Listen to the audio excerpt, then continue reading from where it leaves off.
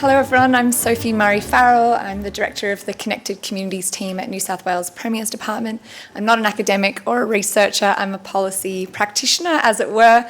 And my team inside the New South Wales Government has responsibility for whole of government coordination of policy and programs relating to addressing hate and extremism and strengthening social cohesion and democratic resilience.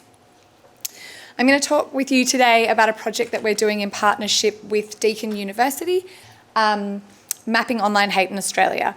This initiative is funded by the Department of Home Affairs and is a partnership with the New South Wales Government, the Victorian Government, Home Affairs and Deakin University. Essentially, the idea for this project came from a place where my team works really closely with a number of different impacted communities in New South Wales and in Australia who disproportionately experience hate against their communities.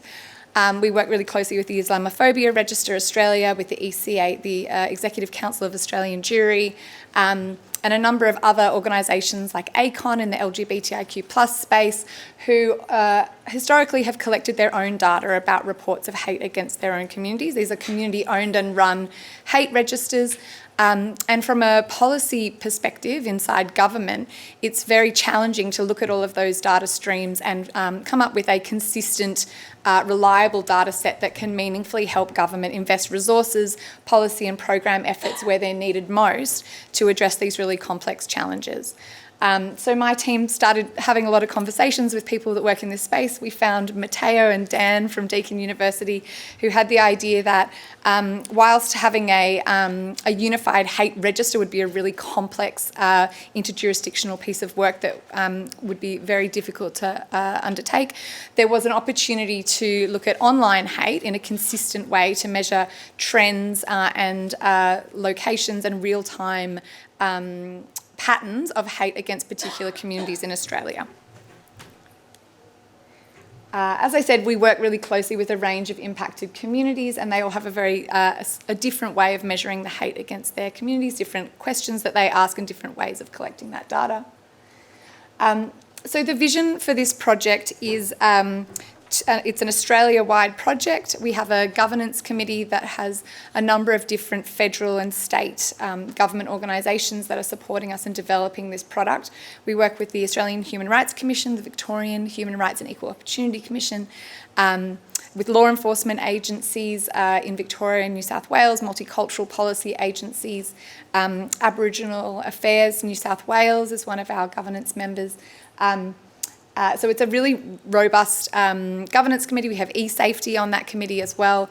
I think this data is of significant interest both in a law enforcement and intelligence capacity, but also to policy and program designers like myself across the country in government, but also outside of government. I think communities themselves are also seeking a consistent, reliable data set to help them advocate for more support for their communities in addressing hate. So what we're producing is essentially, we're not using the word dashboard anymore because I think everyone's a bit over the word dashboard, but it will be a data visualisation online of so that we can, for example, if I'm given a request by the Premier's office to look at patterns of hate in anti-Semitism, Islamophobia and against the LGBTIQ+ community, at any given time I can jump onto this product, punch in the search terms that I want to use to be able to report back quickly on what those patterns are looking like over the last 12 months or perhaps in relation to a particular incident like a tour from a hate speaker or something like that, or a particular global event that might have happened that we want to understand what are the patterns of hate looking like in response to a global event, for example.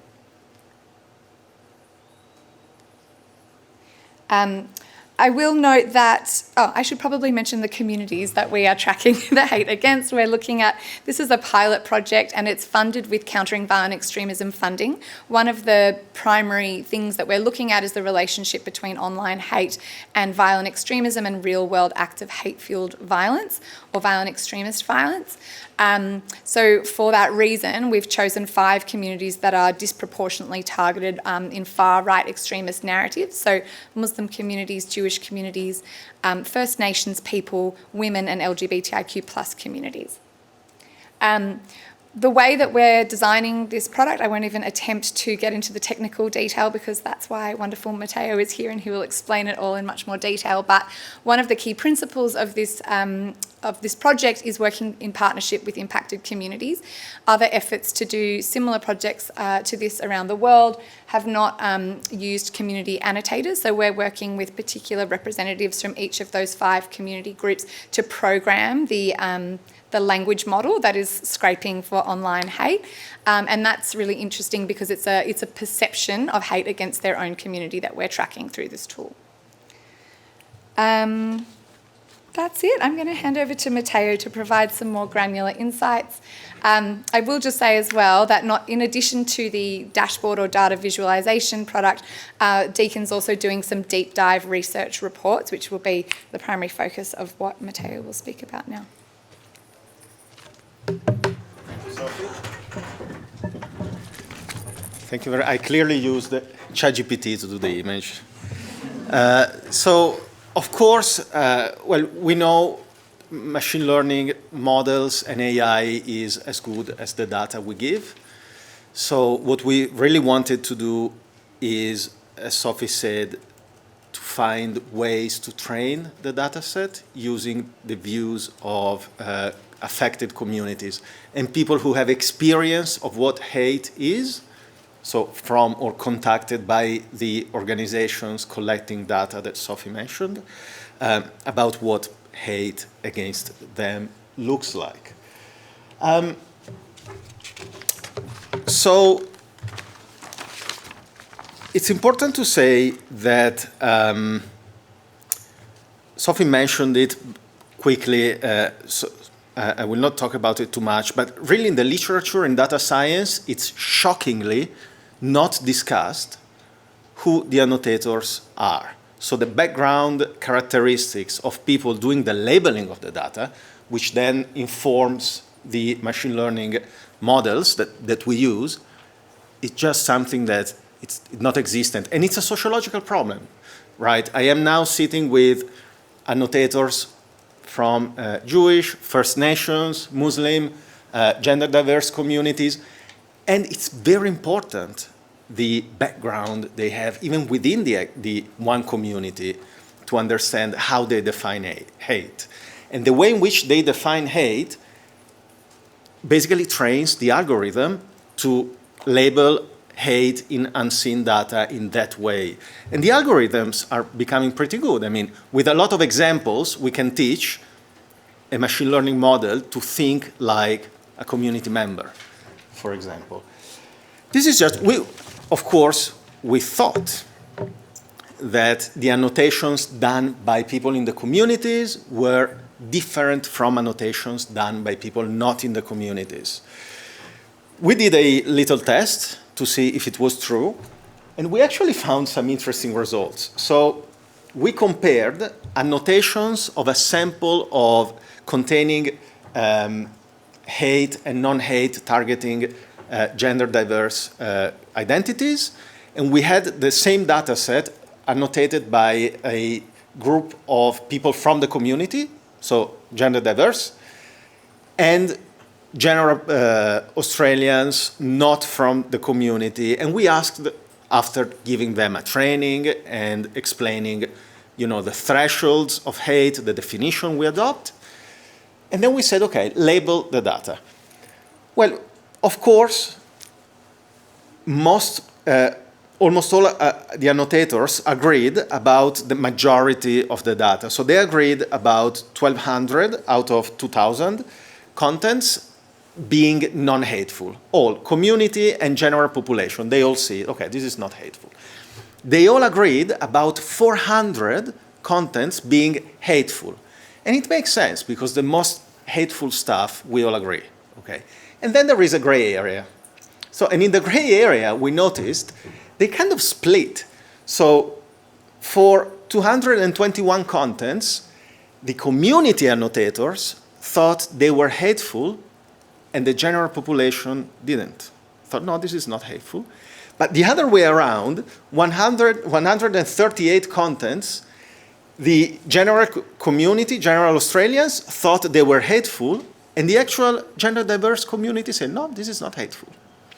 So it's actually, there is a real difference in what people perceive as being hateful and non-hateful, and this has a massive impact on the machine learning algorithm and classifiers we create. So I'm not saying, I mean, both can be useful in different types of research projects, but in this one, we go with the community point of view. So we tried to apply, as Sophie said, our first machine learning classifier, capturing hate targeting diverse genders in the Australian context, to one case study. And the case study is quite interesting. I'm sure you remember first 6 months of 2023, Posey Parker came to Australia. There was a lot of, actually we identified 20 offline events in which basically there were some protests and counter-protests, or protests targeting, for example, drag queen story time events, Posey Parker, demonstrations with neo-Nazis marching in Melbourne, all that. So we collected 86,000 tweets, so from X, around these 20 events. So people talking about the 20 events.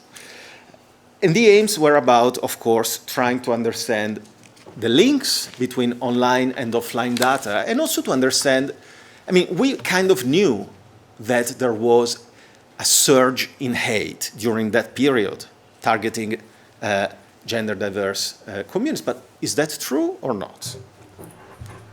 Yes. So clearly there was an increase in hate. So the black line shows the content identified as hateful by our algorithm using the data annotated by the community. The red lines are the 20 events.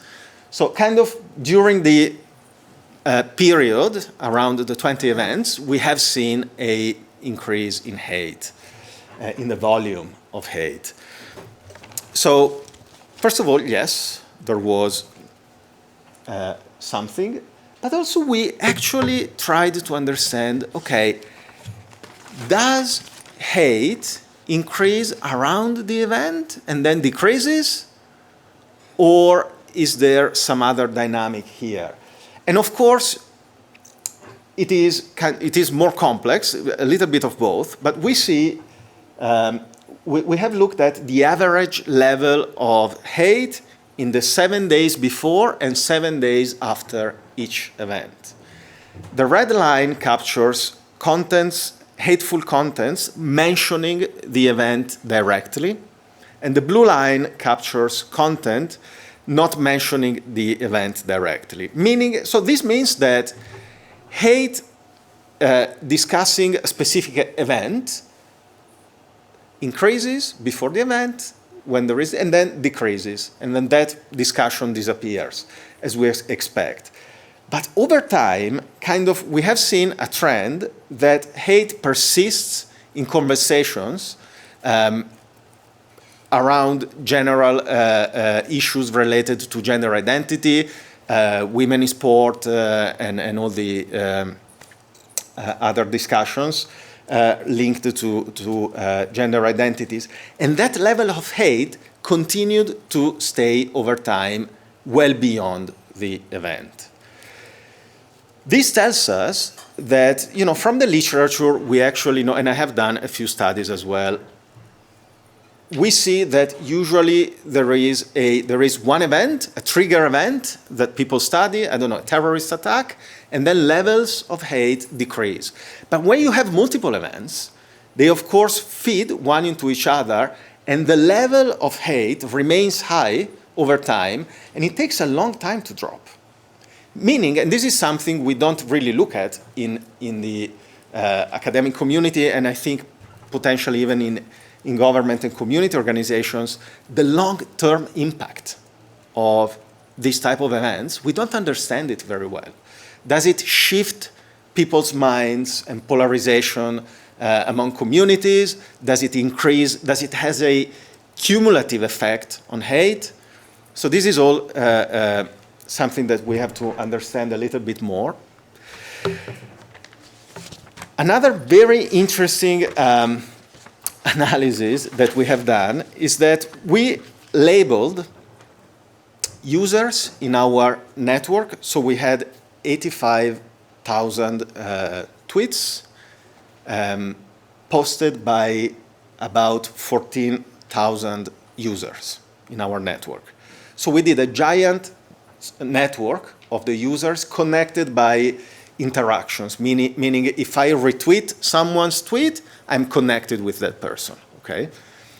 So what we found is that we labeled known far-right accounts as one specific group. And then we have seen the role of these accounts in the network. So we basically measured, I'm just dropping a couple of technical words, but happy to explain more, in-betweenness, out-degree centrality, and in-degree centrality. Far-right users in this network had a massive influence. So they were really influential in out-degree centrality, so in disseminating content, especially during the peak of events and during the main events that happened in March, around March and April 2023. So this is interesting because it tells that a big part of the hate that took part during that time was kind of pushed by far-right activists, and they played a key role in organizing the online movement. Now, we have seen that they appeared in an organized fashion in certain offline events, like in Melbourne during the Posey Parker March and in another couple of events. But online, they played a really significant role.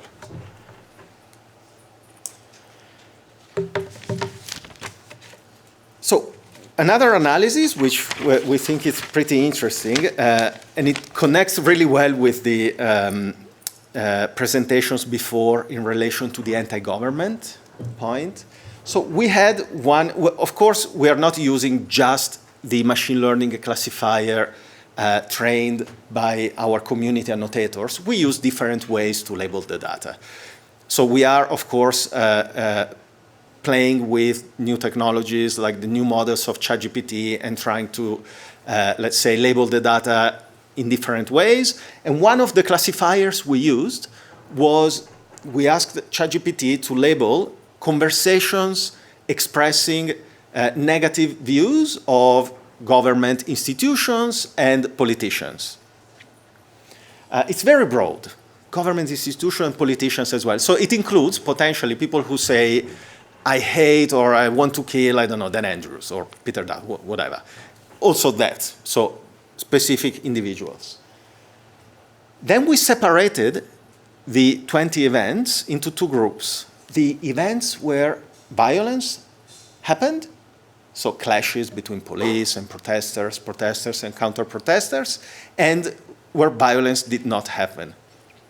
What we found is that there was, in the 7 days leading to the event, there was significantly higher anti-politics, we called it, but it's basically anti-government, language in the 7 days leading to the violent events compared to the 7 days leading to the non-violent events, which is a really interesting, and we're going to test this same classifier in future case studies because it tells that potentially, given that the movement was very broad, it included, exclusionary feminists, neo-Nazis, Christian fundamentalists, so very broad group of people, but maybe something that unites all of them is really this anti-government, anti-institutions, anti-democratic ideology, which is also something that appears before the violent events. Again, something to test more in future studies, but we thought it was really interesting. So next steps, the project, we are 1 year in, we have 2 years to go. So many more exciting case studies and analyses. Certainly, we will continue to try to understand if it is possible to find early warnings or indicators of risk of violent incidents before the events across multiple case studies. Well, the second point, I didn't have time to talk about it, but international influencers played a huge role in, let's say, organizing this online movement. And of course, understanding more long-term monitoring and community support.